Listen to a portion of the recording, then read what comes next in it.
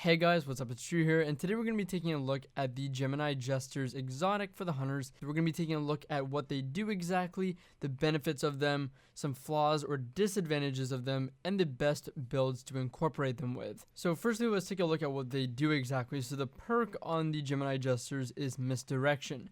Dodging disorients nearby enemies and temporarily removes their radars. Now I think this wording is a tad misleading because it doesn't really disorient in any way really, it just removes the radar when dodging near an enemy. You'll know when you have taken away someone's radar though, because when you dodge near them, you'll get a little prompt or buff in the bottom left that says misdirected enemy.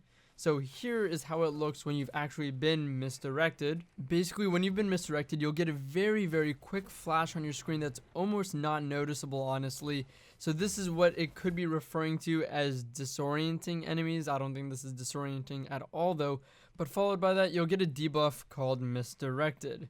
When you've been misdirected or when a player is misdirected by the Gemini Jesters, they'll lose their radar for as long as they have that debuff, which is going to last about 4 seconds. In order to misdirect an enemy, you do have to be rather close to them, so you're going to have to dodge within 10 meters of an enemy to activate the misdirection effect on them and remove their radar. So basically, you should have about a 10-meter radius around you, and anything that's near you or within that 10-meter or so radius will get misdirected when you dodge. It's important to mention though that this effect does work through walls so long as you are within the range needed to activate it between you and an enemy, and when using these and misdirecting an enemy behind a wall, you'll actually get a damage tick for about 2 damage or so on the enemy, which also lets you know where they are in that moment, and we'll talk about that a little bit more in just a moment. So now that we've gone over exactly how the Gemini Jesters work and how to use them, let's talk about some of the benefits. And I think the most obvious and common benefit of the Gemini Jesters is that it allows you to move more freely in or out of scenarios.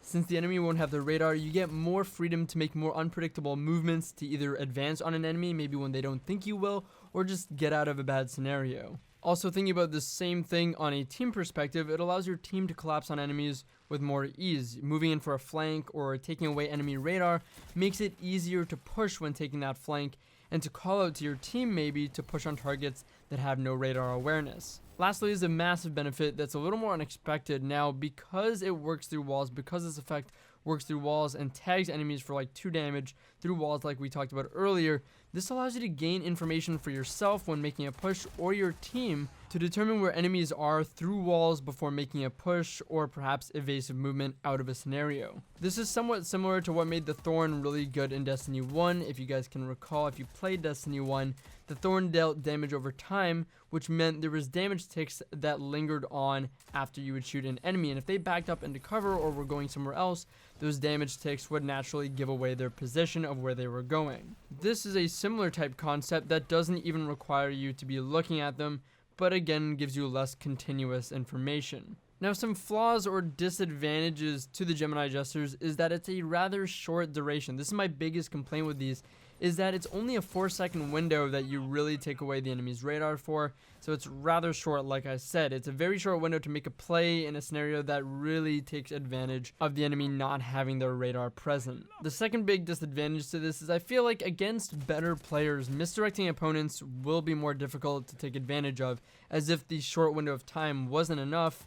Better players will rely less on their radar and more on their just natural game sense, prediction, and process of elimination if they have to, for where you'll be going or what you'll be doing. Of course, this does still have an effect on top tier players, but I think that better players this has less of an effect on, which makes it harder to really capitalize on the ability of them not having radar present. Again, these 2 disadvantages are the main reason I don't find Gemini Jesters to be incredibly useful. Now, in spite of saying that and thinking that they're not entirely the most useful, they've actually become one of my go-to exotics to be using at the moment, but I'll talk about that in just a second, why that is. So finally, let's talk about the best builds to be incorporating the Gemini Jesters with and the best subclasses to be using them with.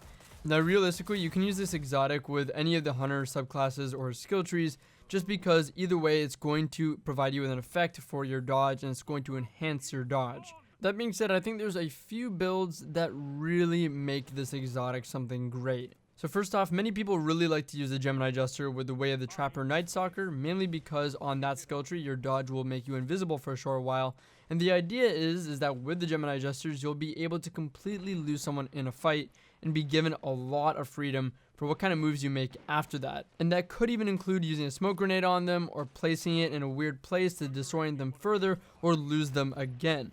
Personally though, I find this rather redundant just because Invis already takes you off the radar somewhat and makes it harder for enemies to identify you and shoot at you, as well as smoke grenades blind enemies and removes their HUD at least for a short time while they're stuck in it. So in my opinion, there isn't much in the Night Stalker skill set that doesn't already do what the Jesters do and more. I think the best way to utilize the Jesters, in my opinion, and the reason why it's now a go-to exotic for me, is with the Way of the Warrior Arcstrider tree. Combat flow melee kills restore your dodge and allow you to have it far more frequently than any other hunter subclass, other than maybe the Way of the Wind Arcstrider tree, which is the bottom tree. When properly utilizing the dodge melee combo between combination blow, combat flow, and gambler's dodge, you can quickly and repeatedly remove enemies' radars, which makes up for the short duration of the Gemini Jesters.